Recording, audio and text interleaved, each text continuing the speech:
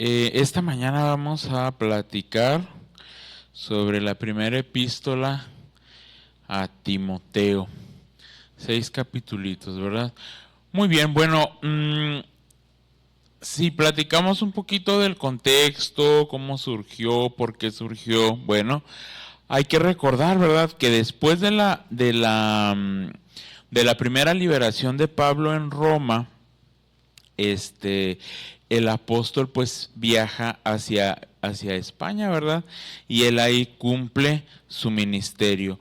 De España, Pablo se va para Macedonia y desde ahí le va a escribir esta carta, esta epístola a el fiel Timoteo. ¿Cuál es la razón? ¿Cuál es el motivo por el que Pablo escribe esta carta? Bueno, pues si pudieron releer el texto, ¿verdad? Se nos refrescó esta situación que había surgido en la iglesia de Éfeso. Aparecieron falsos maestros que estaban esparciendo falsas doctrinas entre los hermanos, ¿verdad? Y los estaban confundiendo y estaban generando grandes discusiones y grandes controversias. El foco de atención, ¿verdad?, que tiene que estar siempre sobre Cristo y sobre su santo evangelio. Estos hombres lo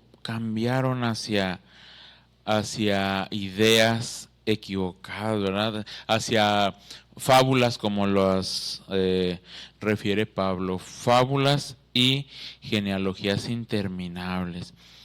Bueno, como usted pudo leer, ¿quiénes eran estos falsos maestros? Bueno, pues principalmente se nos mencionan dos, ¿verdad? Himeneo y Alejandro. Ya si usted tiene la oportunidad de releer segunda de Timoteo, que lo veremos si el Señor quiere la próxima semana, también por ahí se menciona a un tal Fileto que se asocia más bien a Alejandro. Como nos dice Pablo, ¿verdad? Estos dos falsos maestros, dice, naufragaron. Su fe se hundió, se anegó, naufragó y por lo tanto tuvieron que ser retirados de la iglesia. Como dice Pablo, los entregué a Satanás, ¿verdad? Fueron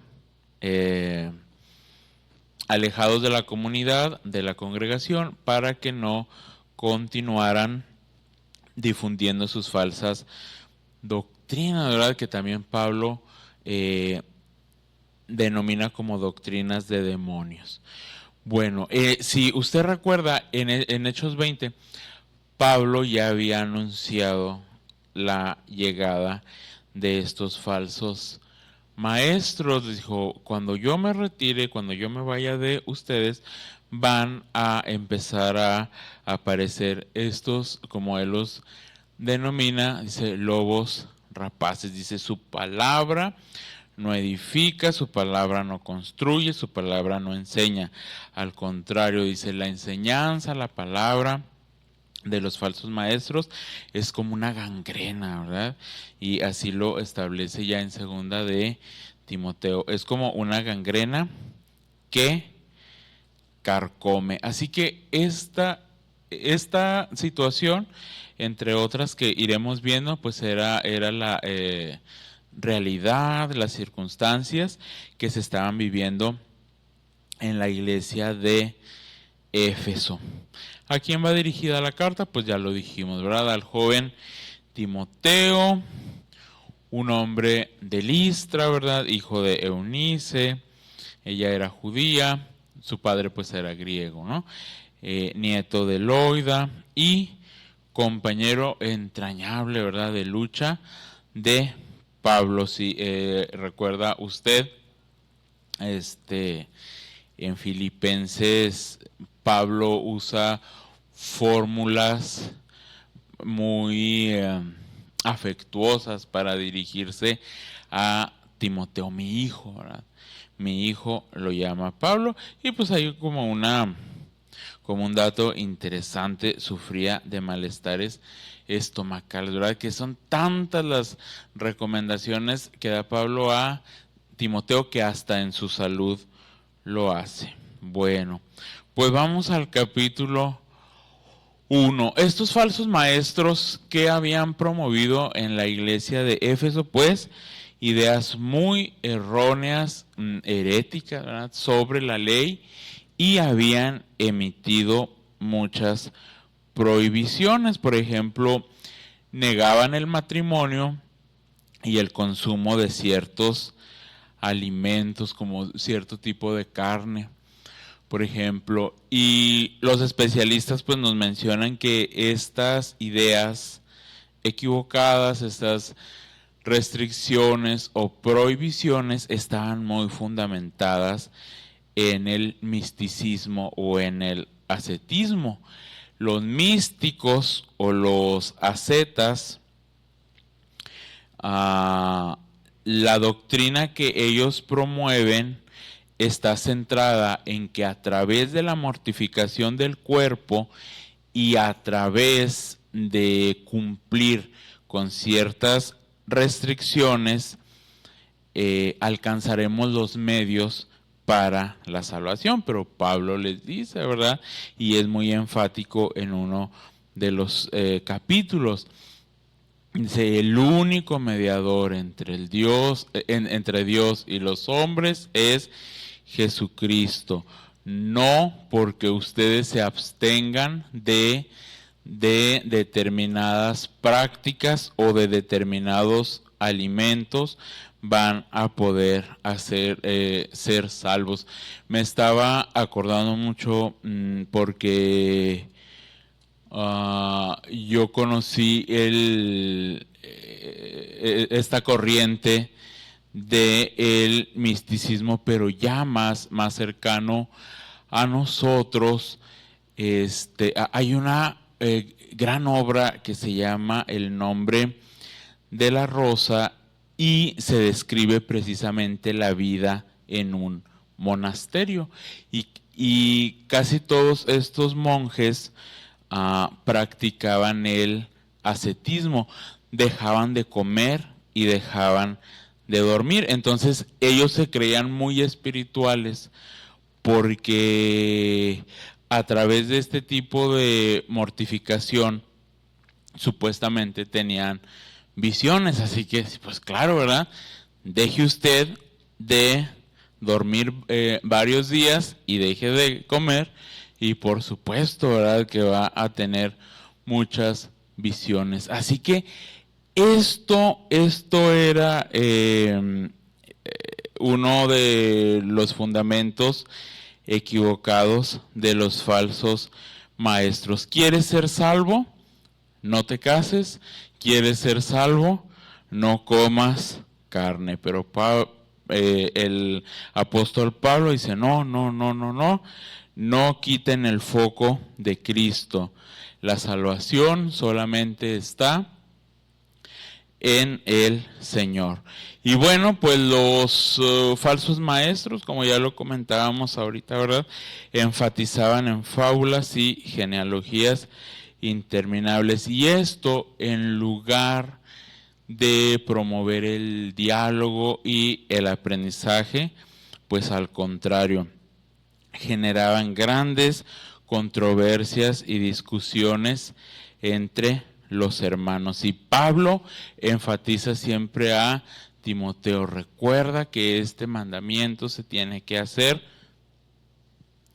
en amor. Lo más importante es el amor y la armonía entre los hermanos. Y Pablo les dice, no se equivoquen, porque todo lo que Dios ha creado es bueno, y nada tiene que ser rechazado, sino que se tiene que recibir con acción de gracias. También contrarresta la prohibición de estos falsos maestros hacia el matrimonio. Y, punto muy importante, le dice, a ver, la ley es buena, porque el que está en Cristo ya vive la vida del Espíritu.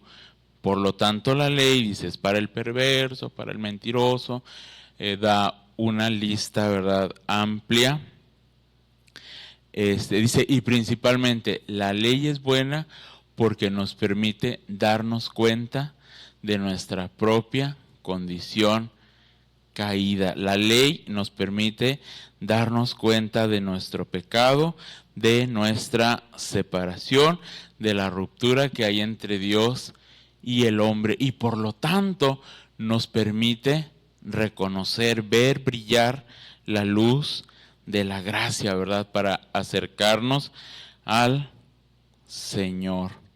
Así que les dice Pablo en su carta a los hermanos de Éfeso, dice, aunque cumplan todas las normas, aunque sigan todas las observancias, aunque mortifiquen su cuerpo, hagan lo que hagan, eso no les va a traer salvación. Y menciona Pablo, porque acuérdense, yo era el más pecador, como se menciona en el versículo 3, ahí puse la cita donde nos recuerda, nos cuenta Pablo acerca de su testimonio. Dice, habiendo yo sido antes blasfemo, perseguidor e injuriador, mas fui recibido a misericordia, porque lo hice por ignorancia en incredulidad. Pero la gracia de nuestro Señor fue más abundante con la fe y el amor que es en Cristo Jesús. En Cristo solamente se va a encontrar la salvación. Les dice Pablo a los hermanos, no pongan su atención en fábulas y en extensas genealogías. Y bueno, es en este primer capítulo, ¿verdad?, donde se mencionan a Himeneo y Alejandro. Estos dos hombres pues se habían levantado como líderes, ya lo dijimos,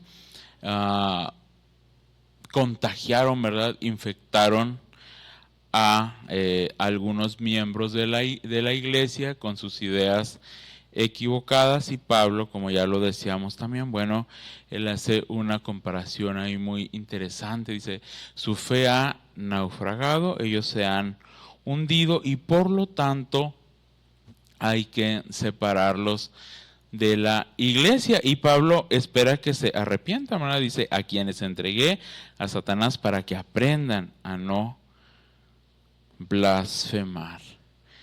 Y bueno, vamos al capítulo 2.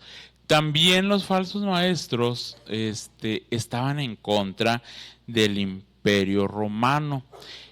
Siempre, y es inevitable, ¿verdad?, porque es parte del contexto en el que surge, crece y se desarrolla la iglesia del siglo I, la persecución romana. Algunos gentiles conversos o judeocristianos, bueno, estaban bastante resentidos contra el imperio por la terrible persecución de la que ya hemos platicado en otras ocasiones, y decían, no, es que los romanos, ellos no van a ser salvos, solamente nosotros. Era otra de las ideas erróneas de los falsos maestros, ¿verdad?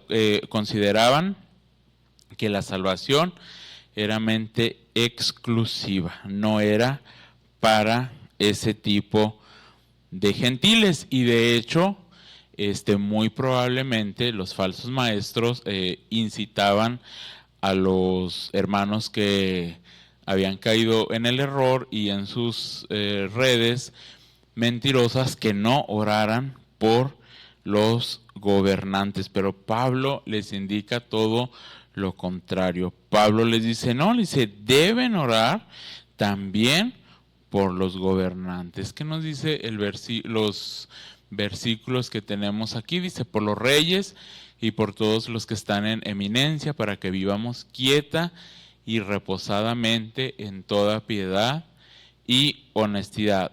Recordemos, mis hermanos, como ya lo comentábamos, la terrible persecución, ¿verdad?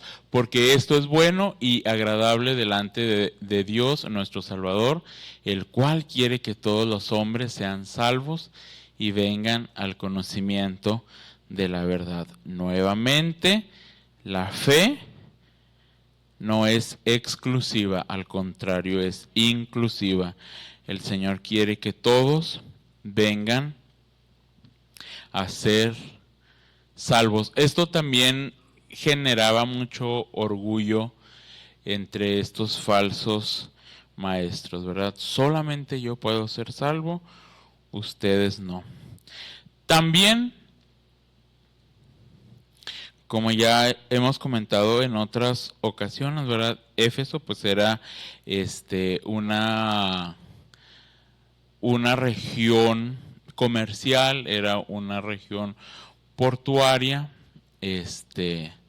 donde entraban y salían diversos productos, era un centro turístico muy importante también, porque pues bueno, ahí estaba uno de los templos más importantes de la antigüedad, en este caso el de la diosa Artemisa. Aquí tenemos una representación, ¿verdad?, de esta deidad pagana. Vean, es muy extravagante. Ella era la diosa de la casa. En el equivalente griego era Diana. Era la Diana cazadora. Por eso en su atuendo pues hay representaciones propias de animales o de presas para la caza, ¿verdad? Aquí la tenemos. Era la diosa también de la fertilidad. Aquí hay una representación. Vean lo recamado y lo exuberante, ¿verdad?, de su atuendo. ¿Y esto qué provocaba? Bueno, las mujeres paganas de Éfeso tendían a imitar el atuendo de Artemisa. Entonces, su atavío, su vestimenta, pues era también un poquito exagerada. Y el problema que pasó aquí es que algunas hermanas de la iglesia de Éfeso empezaron a imitar a las mujeres paganas, tanto en su vestimenta como en su conducta, ¿verdad?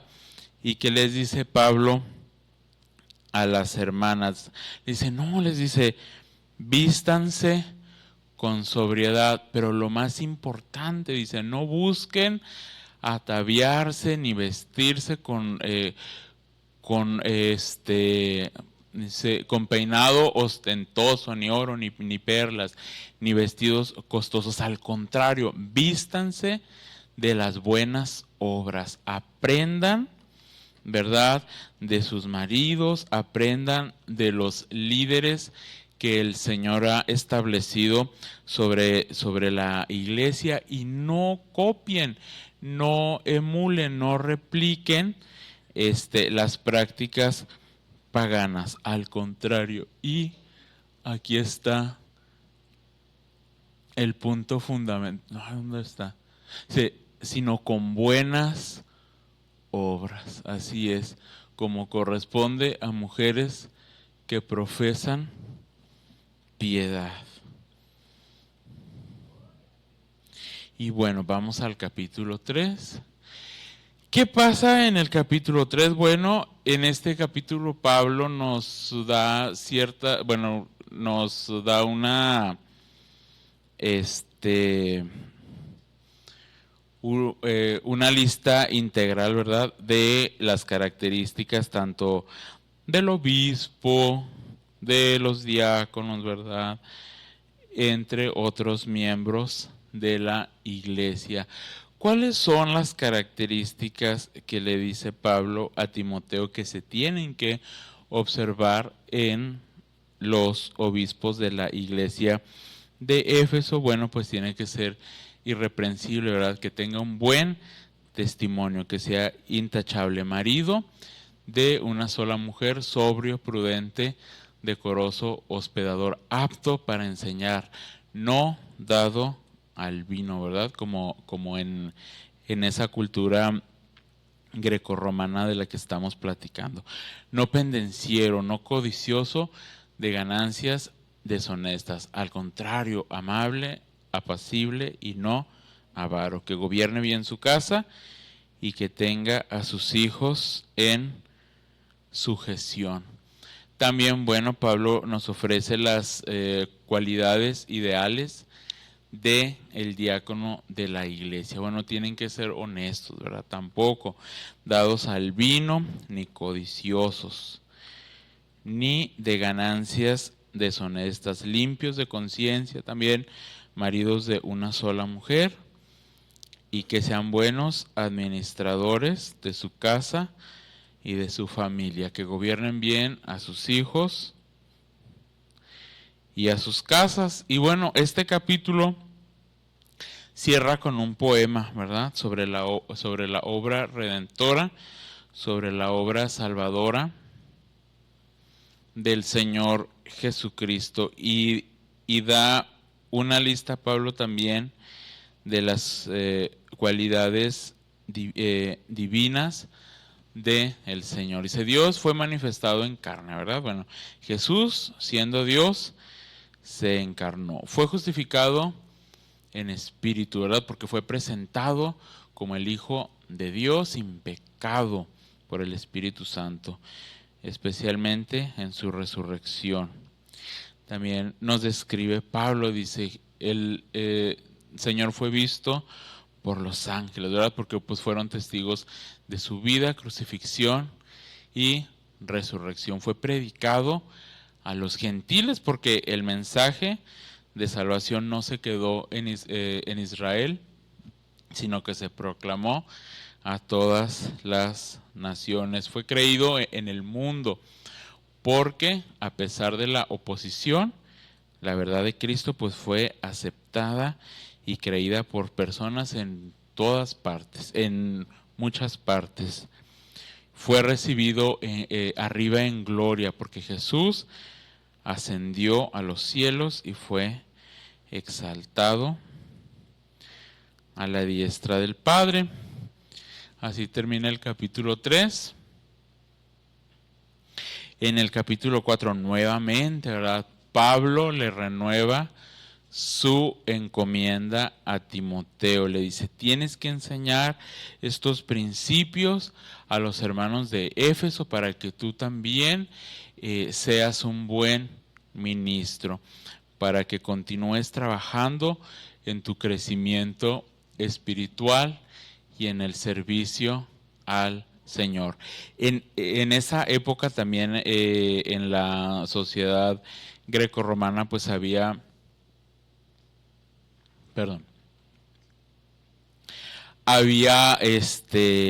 un culto muy marcado hacia el cuerpo. Entonces Pablo pues enfatiza, ¿verdad? Le dice, sí, le dice, pero tienes que ejercitarte principalmente en la piedad. Le dice, tienes que continuar leyendo, tienes que continuar enseñando, tienes que continuar orando y velando por esta iglesia, y le invita, ¿verdad?, a ser ejemplo de los creyentes, tanto en palabra, conducta, amor, espíritu, fe, pureza. Tienes que practicar la lectura, la exhortación, decirle, apercibir a las personas, a los hermanos, cuando empiecen a desviar el camino de la corrección. Tienes que enseñar a los hermanos. Y se detiene, ¿verdad?, en esto de la exhortación. Bueno, tienes que exhortar a toda la comunidad de la iglesia, pero con amor, ¿verdad? Al anciano como a un padre, al joven como a un hermano, a la anciana como a una madre y a la joven como una hermana. También aquí en este capítulo 5, Pablo se detiene a observar el ministerio que había de la iglesia hacia las viudas, ¿verdad? Como lo podemos recordar, a las hermanas que habían quedado viudas y que no tenían hijos, que realmente habían quedado desamparadas, ¿verdad?, sin esposo y sin hijos, la iglesia otorgaba una cantidad para el sostenimiento de estas mujeres. Pero Pablo es muy puntual en la condición social de alguna de las viudas. Dice, a ver, si la viuda tiene hijos y nietos, ellos son los que deben hacerse cargo de estas mujeres, ¿verdad? Dice, nada más ponen la lista de las que sí van a recibir ayuda, a las que cuenten con 60 años y realmente estén desamparadas, pero también le dice, fíjate en el testimonio de las hermanas, porque había estado creciendo por ahí una comunidad también de viudas jóvenes que se daban pero a la disolución. Y algunos especialistas mencionan que muy probablemente las ideas de los falsos maestros afectaron principalmente a este grupo de viudas jóvenes. Por eso Pablo hace la recomendación, ¿verdad? Es preferible que las viudas jóvenes se vuelvan a casar y críen a su familia. Dice, porque si no, pues pueden caer en el engaño. Vamos al capítulo 6.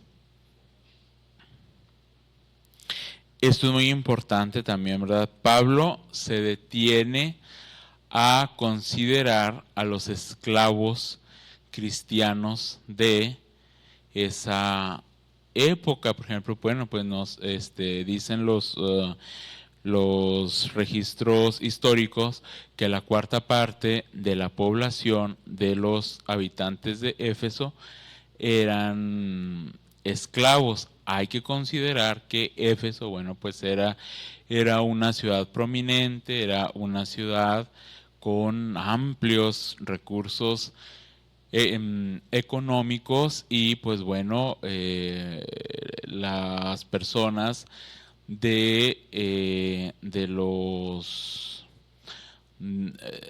la sociedad encumbrada, bueno, pues tenía siervos, tenía esclavos. De hecho, había amos que llegaban a tener hasta 200 siervos o 200 esclavos. Así que Pablo, que de hecho también, si la iglesia tenía posibilidades económicas, pagaban la libertad de estos esclavos, ¿verdad? Pero bueno, había amos que eran realmente benévolos con sus subordinados y los trataban muy bien. Bueno, pero Pablo anima, indica a los esclavos cristianos que se respeten a sus amos, sean conversos o sean inconversos, ustedes deben ser buenos siervos de ellos, porque también se estaba dando la situación que algunos de estos gentiles, algunos de estos amos, bueno, se convertían y los esclavos cristianos, los esclavos conversos, se empezaban a aprovechar de la buena voluntad de sus amos. Y Pablo les dice, no, les dice, están cayendo en un grave error. Ustedes, por ser seguidores de Cristo, deben todavía servir mejor a sus amos para que den un buen testimonio.